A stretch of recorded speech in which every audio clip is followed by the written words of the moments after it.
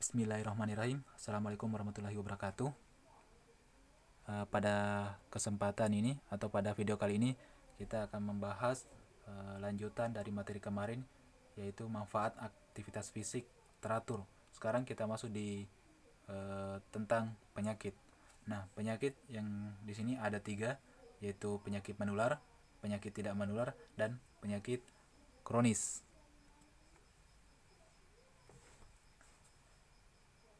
Penyakit menular adalah penyakit yang disebabkan oleh kuman yang menyerang tubuh manusia.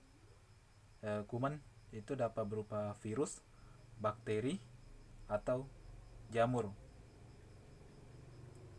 Beberapa jenis penyakit yang menular adalah batuk, cacar air, flu burung, diare, dan penyakit malaria. Kemudian kita pindah, yaitu penyakit yang tidak menular.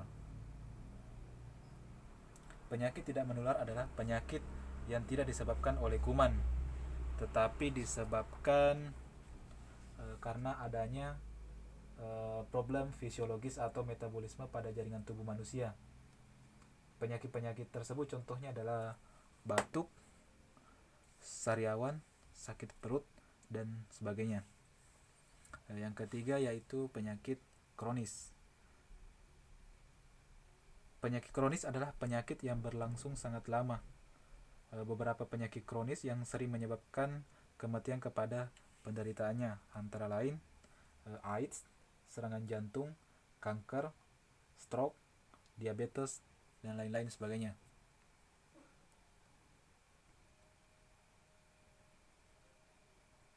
Selanjutnya kita masuk di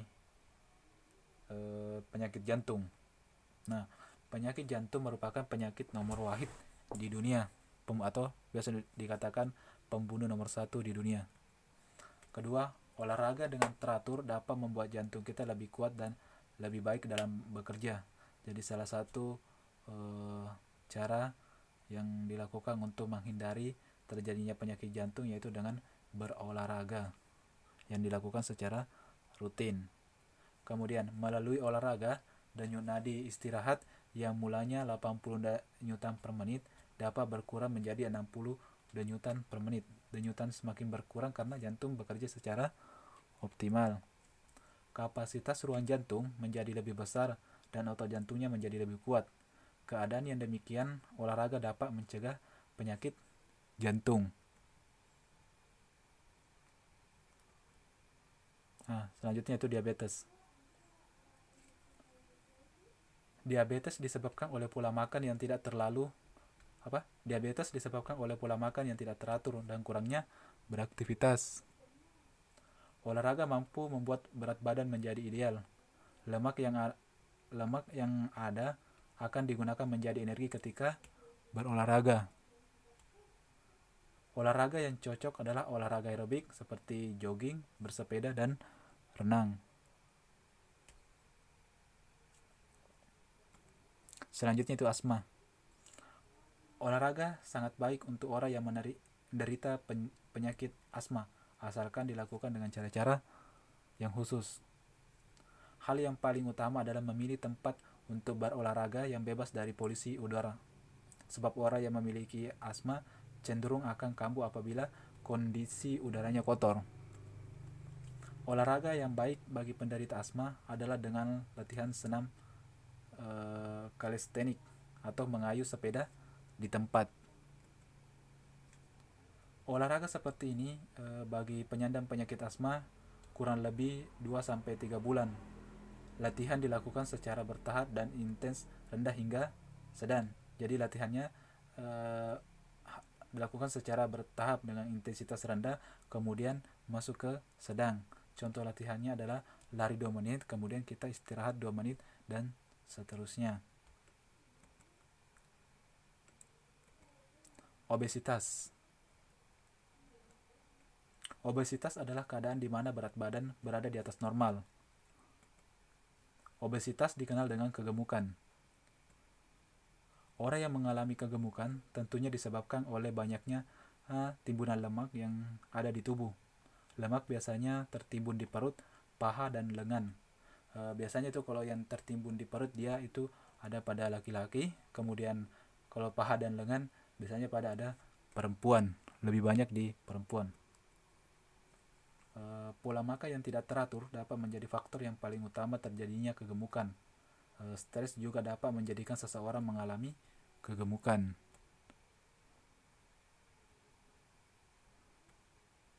Nah, untuk mengetahui seberapa sehatkah Anda dan untuk mengetahui berapa indeks massa tubuh Anda. Dan untuk mengetahui berapa indeks massa tubuh Anda, maka perhatikan di bawah ini. Nah, ada teknik khusus untuk mengetahuinya yaitu dengan menggunakan IMT. Apa itu IMT? Itu tadi yang saya sebutkan, indeks massa tubuh. Nah, ini rumusnya IMT yaitu berat badan dikurang tinggi badan. Nah, contoh berat badannya 64, kemudian tingginya 165, maka cara penghitungannya itu 1,65 dikali 1,65, maka menghasilkan 2,7225. Setelah dapat, maka kita bagi 64, maka hasilnya 2350. Nah, terus kita lihat hasilnya apakah dia masuk di kategori 2350, berarti dia masih dalam kategori normal karena di bawah dari 25, kemudian di atas dari 18, berarti dia masuk kategori normal. Oke. Selanjutnya perencanaan program latihan kebugaran, yaitu memulai dengan FITT. Apa itu FITT? Yaitu frekuensi, intensitas, waktu, dan tipe atau jenis. FITT merupakan rumus dasar berolahraga yang baik dan benar untuk memberikan hasil yang optimal. Frekuensi yang paling tepat adalah 3-5 kali seminggu. Intensitasnya antara 60-80% dari denyut nadi maksimal. Waktu yang ideal melakukan olahraga adalah 25-45 menit non-stop.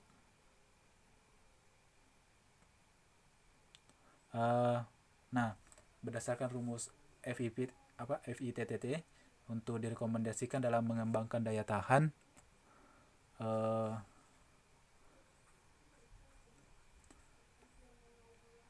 frekuensinya yaitu latihan harus dilakukan paling tidak 3-5 kali dalam satu minggu, ini untuk daya tahan.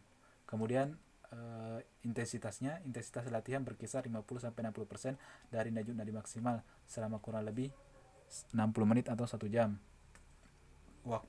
Waktu yang direkomendasikan untuk latihan daya tahan sekitar 60 menit setiap sesi. Nah, jenis atau tipe jenis olahraga ada yaitu aerobik, jenis olahraga aerobik seperti jogging, renang, dan lain-lain. Ini adalah untuk mengembangkan daya tahan.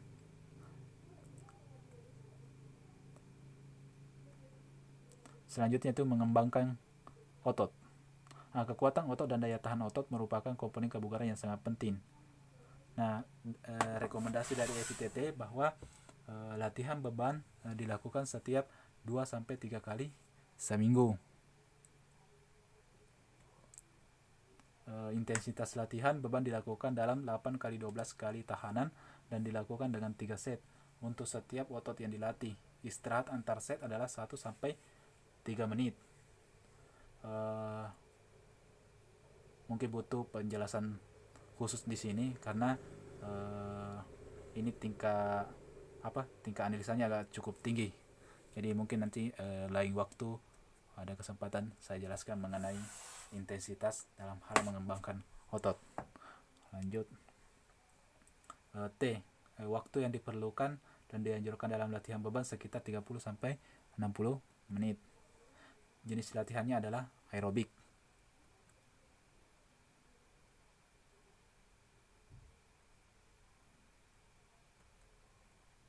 Yaitu meningkatkan kelenturan.